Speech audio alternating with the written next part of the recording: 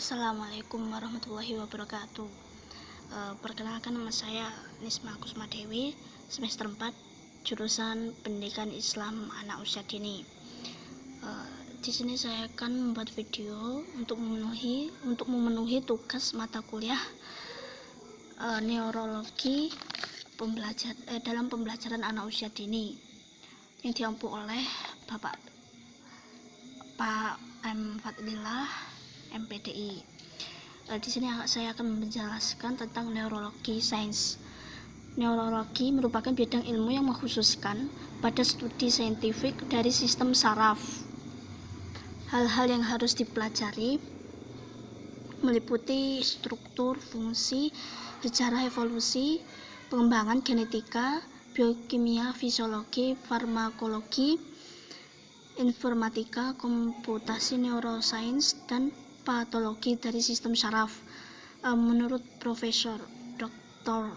Muhammad Hasan Mahfud, Ketua Umum Pardosi Persatuan Dokter Spesialis Penyakit Saraf Indonesia, neuroscience adalah ilmu yang mencoba mengungkap misteri otak, namun karena otak merupakan salah satu organ manusia maha penting karena sebagai utama dan yang pertama, serta menentukan kualitas hidup dan kehidupan seseorang, maka pengungkapan tersebut harus dilakukan dengan bantuan disiplin ilmu lainnya.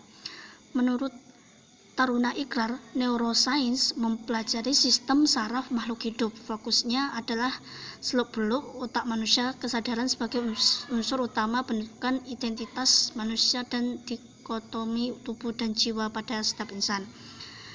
Sistem saraf tersebut memiliki apa yang disebut struktur utama sel saraf yang terdiri dari nukleus, dendrit, dan akson, yang terdiri dari dan akson. Sistem saraf dilindungi oleh pelindung sel saraf yang disebut neuroglia. Bagian terpenting sistem saraf yaitu neuron, terdiri dari sekitar 100 miliar sel-sel saraf dengan lebih dari 1000 triliun koneksi. Sistem saraf terdiri dari semua sistem yang bertanggung jawab untuk penciuman, penglihatan, pendengaran, dan gerakan. Otak dan sistem saraf memandu interaksi manusia dengan dunia di sekelilingnya. Setiap perilaku seseorang sangat dikendalikan oleh otak dan sistem sarafnya. Ada 4 karakteristik, yaitu kompleksitas, integrasi, adaptabilitas, transmisi, elektrokimia. Otak dan sistem saraf menerima dan memancarkan masukan sensoris, mengintegrasikan informasi yang diterima dari lingkungan dan mengarahkan pada aktivitas motorik tubuh. Informasi mengalir ke otak melalui masukan sensoris terintegrasi dalam otak dan kemudian keluar dari otak untuk dihubungkan dengan keluaran motorik. Jalur dalam sistem saraf ada 2, yaitu saraf eferen dan jejaring saraf. Saraf aferen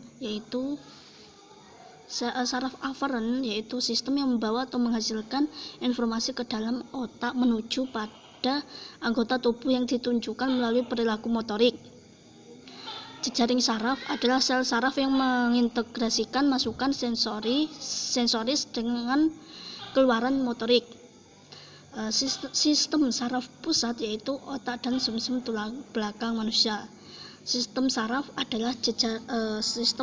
perifer adalah jejaring saraf yang menghubungkan otak dan sumsum tulang belakang ke bagian tubuh lainnya.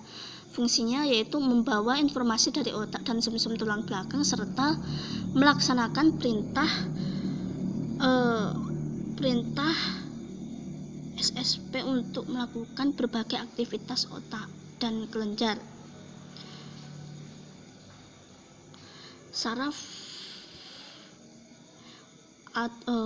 otonom dibagi menjadi 2, yaitu simpatetis atau sistem saraf yang menggugah tubuh, dan parasimpatetis atau sistem saraf yang menenangkan tubuh. Dendrit adalah bagian sel saraf yang berfungsi menerima dan mengorientasikan informasi ke tubuh sel. Bentuk dendrit ini seperti pohon.